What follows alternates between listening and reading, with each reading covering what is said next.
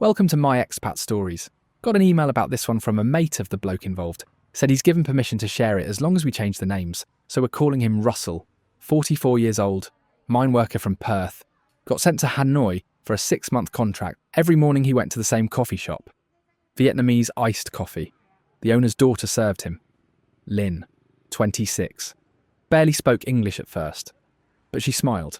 3 months later they were inseparable. He extended his contract to stay longer, sent money for her father's surgery, her brother's university, a coffee shop expansion, $89,000 in 7 months. Then Russell's mate from Perth came to visit Hanoi. If you've ever fallen for someone over your morning coffee, hit like and subscribe because what happened next will break your heart. Here's Russell. Right, so I'm stood in the old quarter of Hanoi. Hot already. Sticky. I've been here 3 days. 6-month contract with the mining company. Explosives work. We're helping with a new tunnel project outside the city. Good pay, lonely as hell. I'm walking to work. Need coffee first. Always need coffee. I see this little place. Tiny. Maybe 4 tables.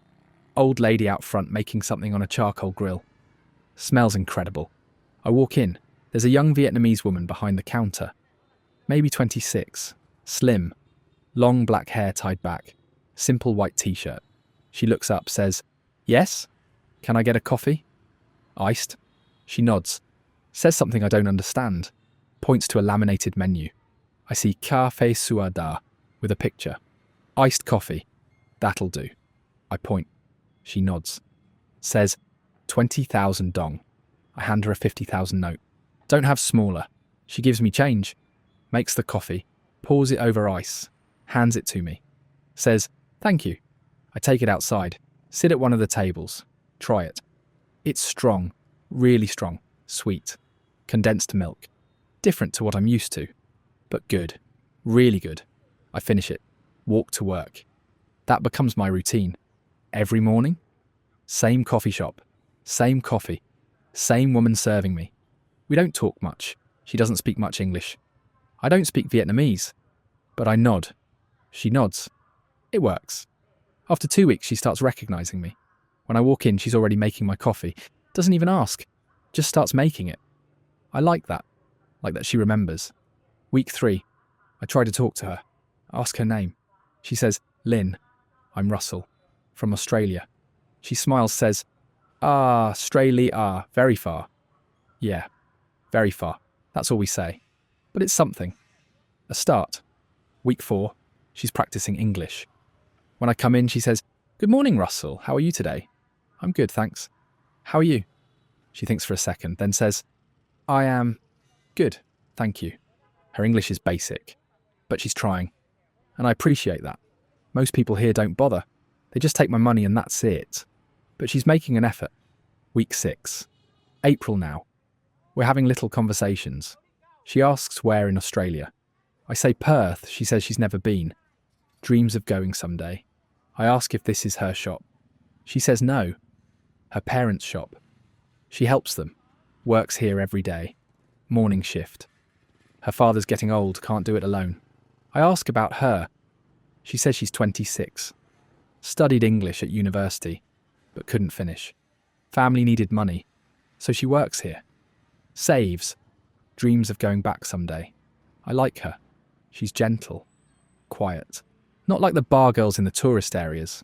Not pushy. Not loud, just real. Week 8. May. My contract's going well. The tunnel works on schedule. I'm good at my job. But I'm lonely. Perth's far away. My mates are far away. I've got no one here except the blokes on site. And they're all married. All got families back home. I've got no one. Except Linh. Every morning. Same smile. Same coffee. Same small talk. It's the only human interaction I get that feels genuine. One morning I ask if she wants to get dinner sometime. After she finishes work. She looks surprised. Says, "Dinner? With me?" "Yeah, if you want." No pressure. She thinks about it. Then she smiles, says, "Okay, yes, I'd like that." We go to dinner that Friday.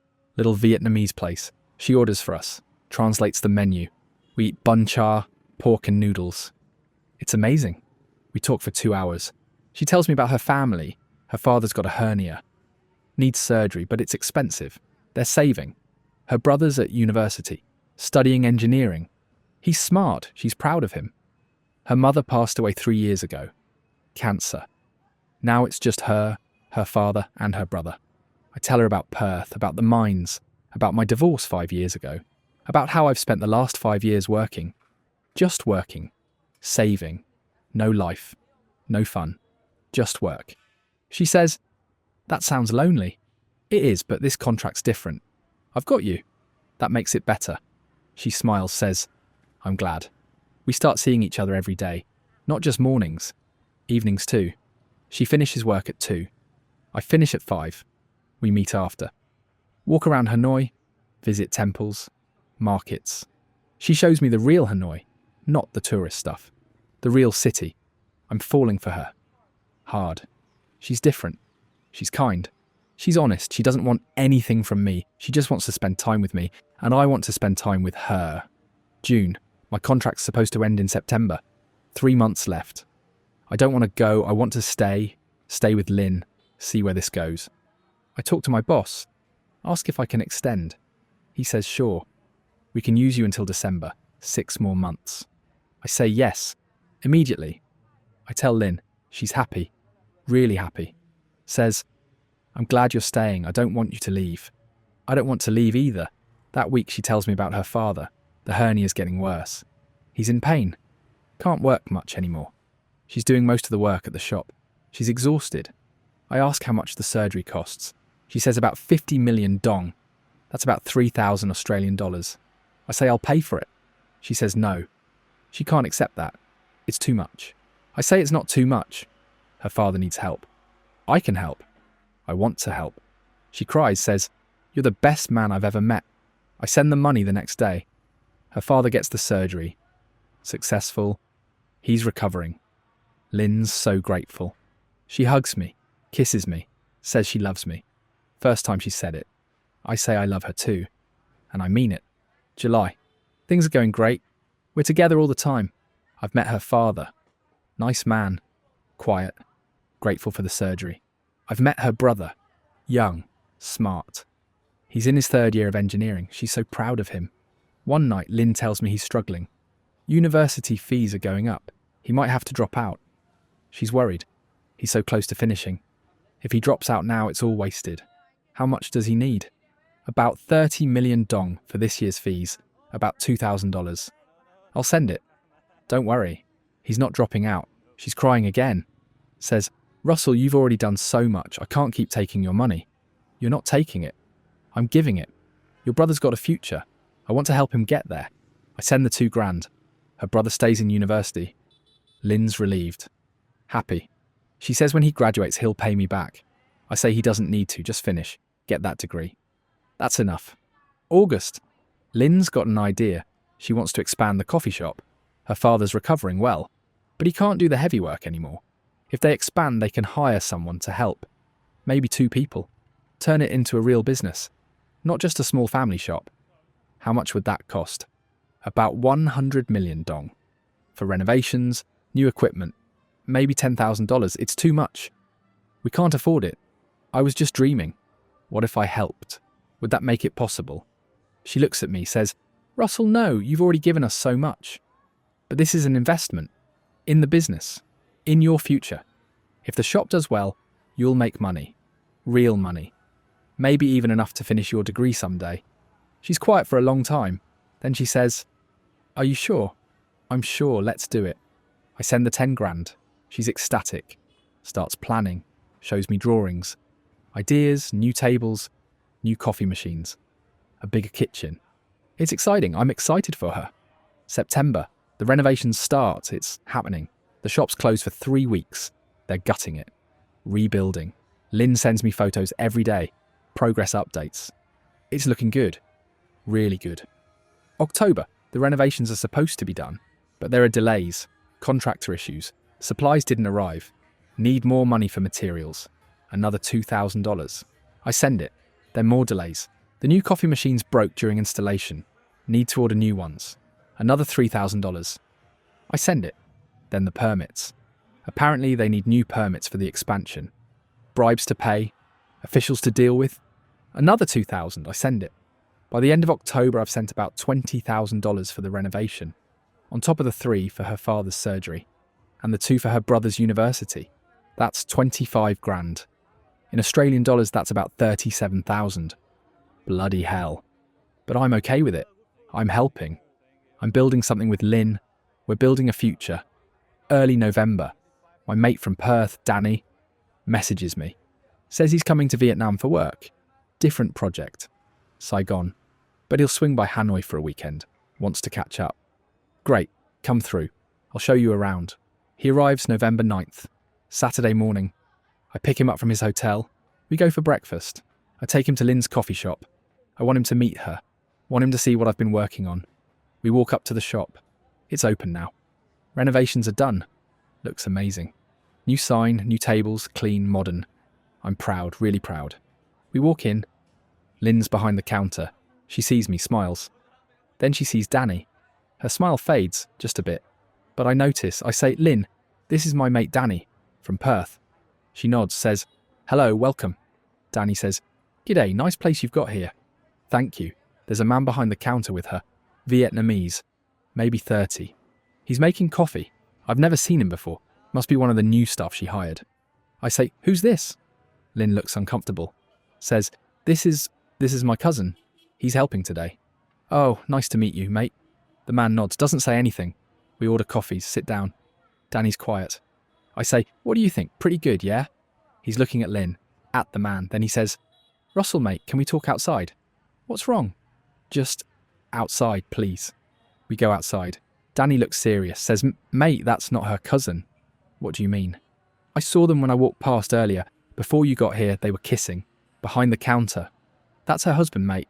Or boyfriend. Not her cousin. You're wrong. She would have told me. We're together. She loves me. Danny shakes his head, says, mate, I'm not wrong. I saw what I saw. And there's a baby carrier behind the counter. Did you see it? There's a baby sleeping in it. I didn't see it. I didn't look. I go back inside. Walk behind the counter. There it is. Baby carrier. Little baby sleeping. Maybe 3 months old. I look at Linh, say, whose baby is this? She won't look at me. The man says something to her in Vietnamese. Angry. She starts crying. I say again, Linh, whose baby? She whispers, mine. And the man, my husband. My chest goes tight. I can't breathe. I say, how long have you been married? 4 years. We've been together for 7 months. This whole time. She's been married. With a baby. And I've been sending money. Paying for her father's surgery. Her brother's university. The coffee shop expansion. All of it while she's got a husband and a baby. Danny's behind me. He says, come on, mate, let's go. I walk out. Into the street. Danny's steering me. We walk for 10 minutes. I can't think. Can't process. Finally, we sit on a bench. I'm just staring. Danny says, how much have you sent her? I don't want to say, but I do the math. 3,000 for the surgery, 2,000 for university, 10,000 for the initial renovation, 7,000 for the delays and supplies and permits. That's 22,000 Australian dollars. No, wait. There were other things. Her father needed medicine. Her brother needed a laptop. She needed new equipment for the shop. More small requests. Another 15,000 easily. I say, about 37,000. Danny goes quiet. Then he says, mate, I'm so sorry. $37,000. To a married woman. With a baby. Who lied about everything. I fly back to Perth 2 weeks later. End of November. Contract's done. I'm done. Can't stay in Hanoi. Can't see that city anymore. Can't see that coffee shop. I didn't confront her again. Didn't ask for the money back. Just left. Blocked her number. Blocked everything. Gone. I tried reporting it when I got home. Called the Australian Federal Police. They said it's a civil matter. Happened in Vietnam, nothing they can do. Contact Vietnamese authorities. I tried. Got nowhere. They said prove it's fraud. Prove she lied. I can't. I just sent money. Willingly. No crime. So that's it. 37,000 Australian dollars. Gone. To a woman who served me coffee every morning. Who made me feel less lonely. Who I thought loved me. People say I should have known. Should have seen the signs. Should have asked questions. And they're right. But I didn't. Because she was quiet. Gentle. Real. Or so I thought. Turns out she was just a good liar. and I was just another lonely foreign worker with money, and no one to spend it on except her. $37,000. That's what I paid for 7 months of feeling wanted. Most expensive coffee I've ever had. This is my expat stories. Sometimes the person who serves you every day is the one taking everything.